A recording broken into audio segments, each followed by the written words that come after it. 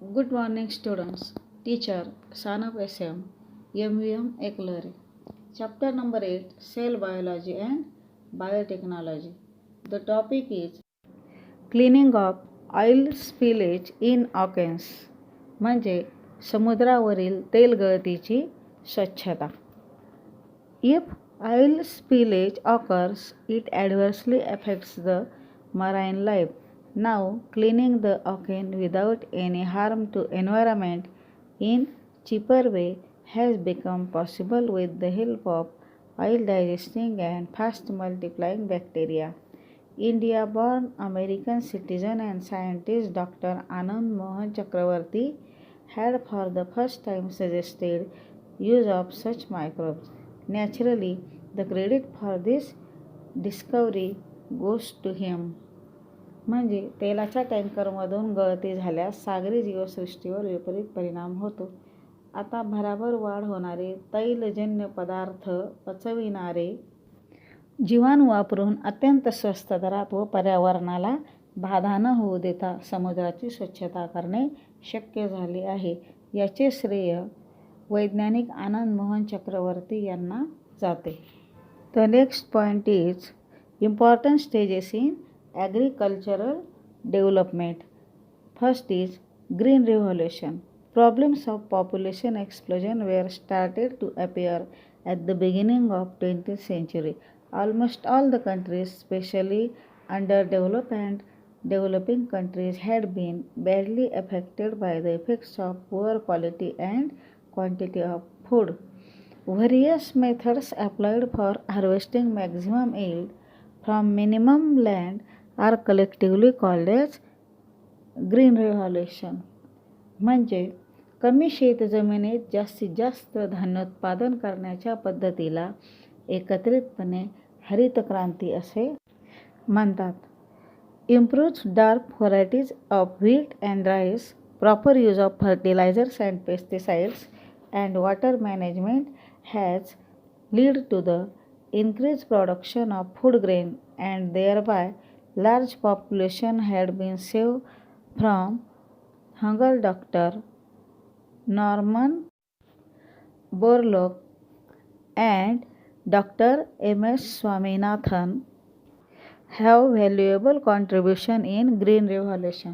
म्हणजे गहू व तांदूळ यांची सुधारित छोटी जात, खते व कीटकनाशकांचा सुयोग्य वापर, जलव्यवस्थापन या सर्व गोष्टींमुळे अन्नधान्याच्या उत्पादनात वाढ होऊन मोठी जनसंख्या उपासमारीतून वाचली. हरित क्रांतीमध्ये डॉक्टर नॉर्मन बोरलॉग आणि डॉक्टर एम एस स्वामीनाथन यांचे योगदान महत्त्वाचे आहे. Various research institutes and laboratories are engaged in development of new varieties of various crops through research. For example, Indian Agricultural Research Institute, New Delhi, National Citrus Research Institute, Nagpur, and allied branches, etc. Now, White Revolution म्हणजे श्वेतक्रांती. Various parts of India were rich in milk and milk products. However, those products were not sufficient to meet the needs of far-flung regions. Dr. Verghese Kurian proved through the cooperative movement and use of biotechnology that dairy cannot be allied, but it will be mainstream business. He put the cooperative dairy movement of Anand, Gujarat at all high status. While achieving the self-sufficiency in dairy business, various experiments were performed for quality control, newer dairy products, and their preservation. म्हणजे दूध दुभत्याच्या बाबतीत भारतातील काही भाग सधन होते, पण मिळणारी उत्पादने पुरेशी पडत नव्हती. सहकार आणि जैवतंत्रज्ञानाच्या माध्यमातून दुग्धोत्पादन हा जोडधंदाच नव्हे तर एक संपूर्ण व्यवसाय होऊ शकतो हे वर्गीस कुरियन यांनी दाखवून दिले. दुधाच्या उत्पादनात स्वयंपूर्णता मिळवताना त्यात गुणवत्ता नियंत्रण, अन्य दुग्धजन्य पदार्थाचे उत्पादन आणि त्यांचे जतन यावर भरपूर प्रयोग केले. नेक्स्ट, ब्ल्यू रेव्होल्यूशन नील क्रांती. Production of various useful aquatic organisms with the help of water is called as blue revolution. Fawn ponds and the fishes are very common in East Asian countries. However, people are not only thinking of cultivating the fishes and streams but other aquatic plants and animals too. Government of India has vowed to increase the production by encouraging the people for pisciculture by launching the program Nil Kranti Mission 2060 NKM 60. 50% to 100% subsidies are offered in this case. Marine and freshwater fishery is possible on large scale. Freshwater fishes like rohu, katla, and other fishery products like shrimps and lobsters are being cultured on large scale. नीलक्रांती blue revolution म्हणजे पाण्याचा वापर करून उपयोगी जीवांची निर्मिती करणे. नेनकेयम 16 या कार्यक्रमाद्वारे मत्स्य व्यवसायाला सरकारने अधिकाधिक प्रोत्साहन देऊन उत्पादन वाढीचा संकल्प सोडला आहे. 50% पासून 100% सरकारी अनुदान उपलब्ध होत आहे. समुद्राच्या खाऱ्या पाण्यात अथवा शेतातील तलावाच्या गोड्या पाण्यात मत्स्य शेती शक्य आहे. रोहू, कटला तसेच कोळंबी, शेवंडे यासारखी खाऱ्या पाण्यातली उत्पादने सुद्धा आता मोठ्या प्रमाणावर घेतली जाऊ लागली आहेत. नाव next topic is fertilizers. Two types of fertilizers are used in agriculture. One of those is organic manure and others are chemical fertilizers. Water holding capacity of soil improves with soil conservation due to use of manures. शेती व्यवसायात 2 प्रकारची खते वापरली जातात, सेंद्रिय आणि रासायनिक. सेंद्रिय खताच्या वापरामुळे जमिनीची पाणी धरून ठेवण्याची धारणा वाढते. Upper layer of soil essential in agriculture is formed due to humus formation. Various essential elements like NPK can be available to crops due to earthworms and fungi. म्हणजे कुथित मृदेच्या निर्मितीमुळे आवश्यक असा जमिनीचा वरचा थर निर्माण होतो. गांडुळे, बुरशीमुळे जमिनीतील अनेक आवश्यक घटक NPK हे पिकांसाठी उपलब्ध होऊ शकतात. नेक्स्ट इन्सेक्टिसाइड्स म्हणजे कीडनाशके. Though the natural immunity of plants can prevent the infection, use of insecticides is not under control. Irrespective of the natural friends of farmers like frogs and insectivorals, birds, pesticides are used on large scale for increase in yield. Pesticides are in fact a type of poison. This poison enters the food web through water and food. Various pesticides like DDT, malathion, chlorpyrifos, etc. have been proved to be dangerous. म्हणजे उत्पादन वाढीसाठी कीटकनाशकांचा वापर मोठ्या प्रमाणावर केला जात आहे. कीडनाशके हे एक प्रकारचे विषच आहे. हे विष पाणी व अन्न यामार्फत अन्नजाळ्यांमध्ये पसरते, त्यामुळे जैविक विषवृद्धी होते. DDT, मेलॅथियन, क्लोरोपायरिफॉस अशी कीटनाशके आहेत. Our next point is organic farming.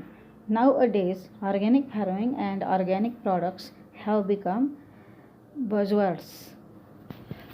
Organic products are being available and demand for them in ever increasing. Chemical fertilizers and pesticides have been used on large scale. These poisonous chemicals reach the human body through food and water, and their adverse harmful effects on human and environment become apparent. Various problems like soil fertility and pest infestation have become serious. So as to overcome this problem, farmers are opting for organic farming. It includes complete ban on chemical fertilizer and pesticides and use of local study varieties. म्हणजे विद्यार्थी मित्र हो, शेती करत असताना आपल्याकडे रासायनिक खताचा व कीटकनाशकांचा अनिर्बंध वापर झाला. ही रसायने अन्न पाण्यावाटे माणसांपर्यंत येऊन पोहोचली व त्याचे दुष्परिणाम दिसू लागले आहेत. आजकाल शेतकरी या समस्यांमधून दूर होण्यासाठी मोठ्या प्रमाणावर सेंद्रिय शेतीकडे वळू लागला आहे. देशी कसदार वाणांच्या वापराने नैसर्गिक समतोल राखत आहे व शेती पर्यावरणपूर्वक केलेली दिसत आहे. एपिकल्चर, मधुमक्षिका पालन. You must have seen the bee worst method of harvesting, collecting the honey from these hives is driving away the bees by smoking and hive with burning torch and then cutting to hive into pieces. This method causes the destruction of hive and large-scale death of bees. It is easy to collect the honey without destroying hive and bees. Artificial bee boxes are used. मधमाशाचे पोळे काढण्याची वाईट पद्धत म्हणजे माशांना जळत्या मशालीचा किंवा चुडाचा धूर करून पळवून लावले व नंतर पोळ्याचे तुकडे करून ते काढणे. या प्रकारात पोळ्यांचा नाश होतो व मोठ्या प्रमाणावर मधमाशासुद्धा मरतात. म्हणून कृत्रिम मधमाशांची पेटी वापरल्यास मध काढणे सोपे जाते आणि पोळ्याचे व माशाचेही नुकसान होत नाही. Next, cultivation of medicinal plants. India has been gifted with a great biodiversity. Indian citizens have established the humble and strong relation with the nature. We have a great tradition of Ayurveda that cures the disease with the help of natural resources. भारताला जैवविविधतेचे वरदान लाभले आहे. त्या सर्वांचा वापर करीत माणूस निसर्गाबरोबर नाते जोडून आहे. नैसर्गिक साधनांचा वापर करून रोगमुक्ती शक्य करणारा आयुर्वेदाचा फार मोठा वारसा आपल्याकडे आहे. During earlier days, medicinal plants were collected from the forest. However, due to depletion in forest area, medicinal plants are become rare. Medicinal plants are being cultivated. Next point is फळ प्रक्रिया उद्योग म्हणजे fruit processing. We have daily using various products prepared from fruits. All are consuming the products like chocolate, juices, jams and jellies. All these products can be produced by processing on fruit. Fruits are perishable agro produce. It needs the processing in such a way that it can be used throughout the year. Fruit processing includes various methods ranging from storage in cold storage to drying, salting, airtight packing, preparing Muramba, इव्हॅपोरेटिंग etc. म्हणजे विद्यार्थी मित्र हो, फळ प्रक्रिया उद्योगामध्ये फळांवर प्रक्रिया करून फळे टिकवण्याचा जास्तीत जास्त प्रयत्न केला जातो. हा नाशवंत शेतीमाल असतो. शीतगृहासारख्या सुविधेपासून वाळवणे, खारवणे, साखर घालणे, आटवणे, हवा बंद करणे असे विविध प्रकारची फळे टिकवण्याच्या प्रक्रिया केल्या जातात.